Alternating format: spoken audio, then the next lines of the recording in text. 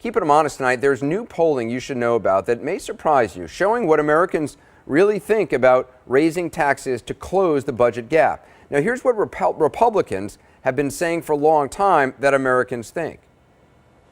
Right now, this economy is ailing, and we don't believe, nor do I think the American people believe, that raising taxes is the answer. The American people understand that tax hikes destroy jobs. I think what the American people appreciate is that you don't reinvigorate the economy by raising taxes. 80% of the American people do not want to see taxes raised. The president's answer: let's raise taxes on job creators.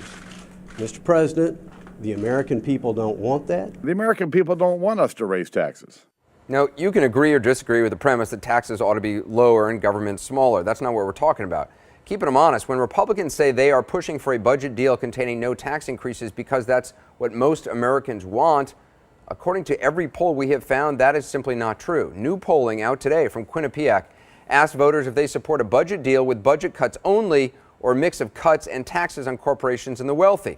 Just 25% said cuts only. 67% favored a mix. If you break it down further, 48% of Republicans, not even a majority, favor the cuts only approach.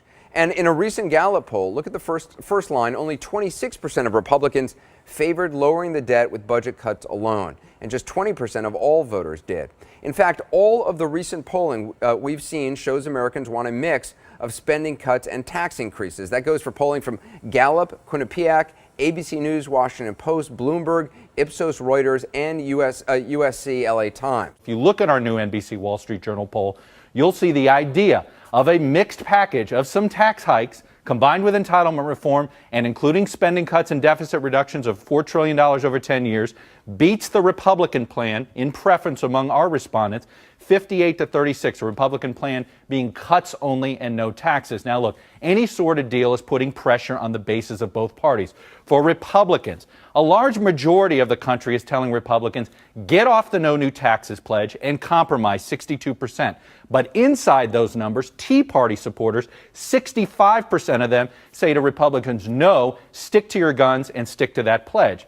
As for Democrats and entitlement reform, look at this one. A majority, 52% of everybody we tested, said to Democrats, stick to your guns and don't allow cuts in Medicare and Social Security for deficit reduction. So as you can see, it's a mixed political bag for both parties, but particularly for Republicans, we saw a huge divide between independents in our polling and Tea Party supporters. It explains why John Boehner, Speaker of the House, has been in this box where the Tea Party says one thing, independents say another. They were on the same page in 2010. They may not be in 2012, Brian. Really interesting numbers tonight, Chuck Todd, and good timing on our new NBC News poll. Chuck Todd in the Washington Bureau, thanks.